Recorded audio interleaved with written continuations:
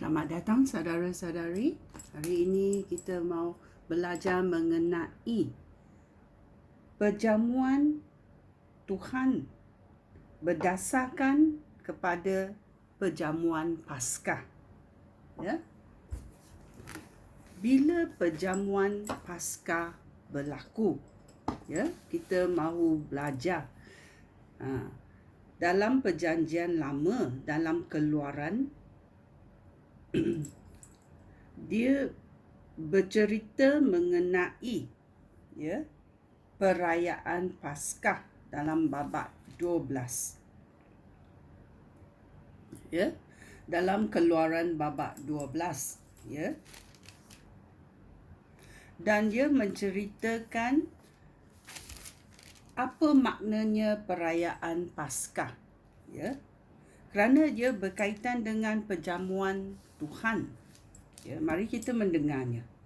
Tuhan berfirman kepada Musa dan Harun di Mesir, "Bulan ini menjadi bulan pertama bagi tahun kalender kamu.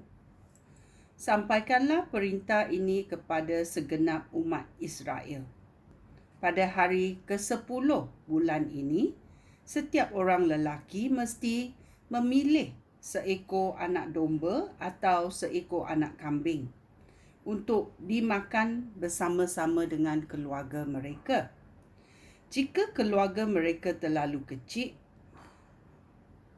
untuk menghabiskan seekor binatang, maka keluarga itu boleh makan binatang itu bersama-sama jiran mereka yang berdekatan.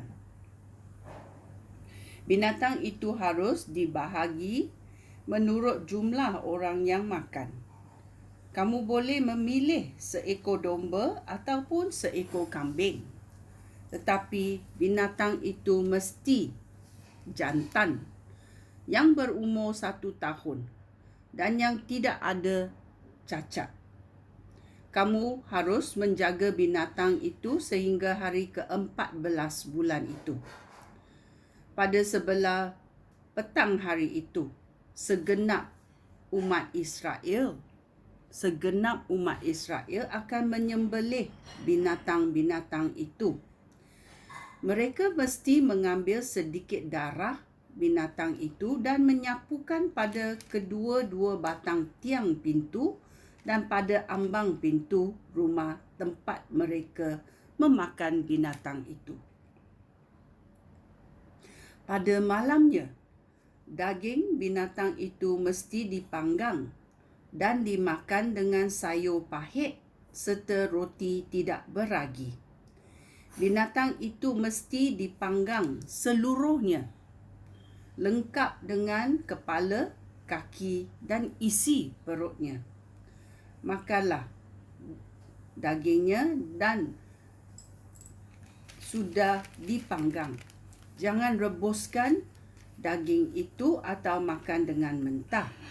Jangan tinggalkan sedikit pun daripada daging itu sehingga pagi hari. Jika ada sisanya, daging itu mesti dibakar sampai habis. Semasa makan, kamu mesti sudah berpakaian lengkap untuk perjalanan. Kamu sudah memakai kasut dan memegang tongkat. Kamu mesti makan secepat-cepat. Itulah perayaan Paskah untuk menghormati aku, iaitu aku ini adalah Tuhan. Ini adalah perayaan Paskah. Pada malam itu, aku akan menjelajahi seluruh negeri Mesir dan membunuh setiap anak lelaki sulung serta setiap anak jantan sulung binatang. Aku akan menghukum semua dewa di Mesir. Akulah Tuhan. Aku akan buat apa yang sepatutnya. Darah pada tiang pintu rumah akan menjadi tanda bagi rumah tempat tinggal kamu. Apabila Tuhan nampak darah itu, Tuhan akan melaluinya dan tidak menghukum kamu semasa Tuhan menghukum orang Mesir. Kamu mesti merayakan hari ini sebagai perayaan bagi Tuhan untuk mengingatkan kamu tentang apa yang telah Tuhan lakukan. Rayakanlah hari itu setiap tahun selama-lamanya. Ya, ini arahan Tuhan, dan kita tahu dalam Matius 26 ayat 19 dia berkata mengenai Yesus. Yesus makan jamuan Paskah dengan pengikut-pengikutnya. Ayat 19 berkata, pengikut-pengikutnya melakukan suruhan Yesus dan menyiapkan jamuan Paskah itu. Ya. So kita tahu jamuan Paskah pertama telah berlaku pada masa Nabi Musa di Mesir. Ya. Dan ini adalah melambangkan jamuan yang dilakukan untuk merayakan apa yang Tuhan buat. Ya. Kerana dalam ayat Keluaran 12 ayat 13, babak 12, Keluaran babak 12 ayat 13, dia berkata, darah pada tiang pintu rumah akan menjadi tanda bagi rumah tempat tinggal kamu. Apabila Tuhan nampak darah itu, Tuhan akan melalui kamu dan tidak menghukum kamu semasa Tuhan menghukumi orang Mesir. Ya. So, orang yang ada di dalam rumah itu, ya, tidak akan dihukumi kerana tanda itu adalah tanda darah pada pintu gerbang yang melambangkan Tuhan akan melaluinya. Dia tidak akan memanggil malaikat maut untuk membunuh orang-orang di dalam rumah itu kerana ada darah di depan pintu itu. Ya. So kita tahu perayaan Paskah ini ada lambangnya mengenai perjamuan Tuhan pada masa Yesus berada di bumi ini. Ya.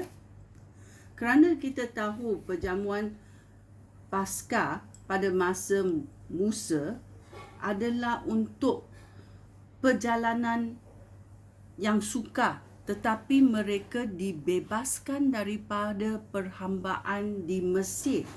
Ya. So bila mereka makan perjamuan ini, ya, ia melambangkan keselamatan. Ia melambangkan penyembuhan. Ia melambangkan kesihatan. Kerana mereka akan berjalan keluar daripada perhambaan. Perjalanan ini tidak senang. Ya.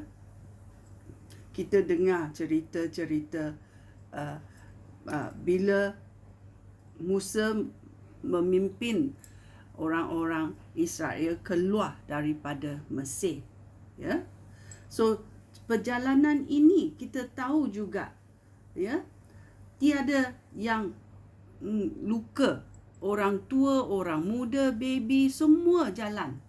Tak ada yang ditinggalkan, ya, iaitu orang-orang Israel. So perjalanan ini sukar, tetapi perjalanan ini memberi keselamatan, memberi penyembuhan dan memberi kesihatan kerana mereka bebas daripada perhambaan daripada Mesir. Sekian, terima kasih. Shalom.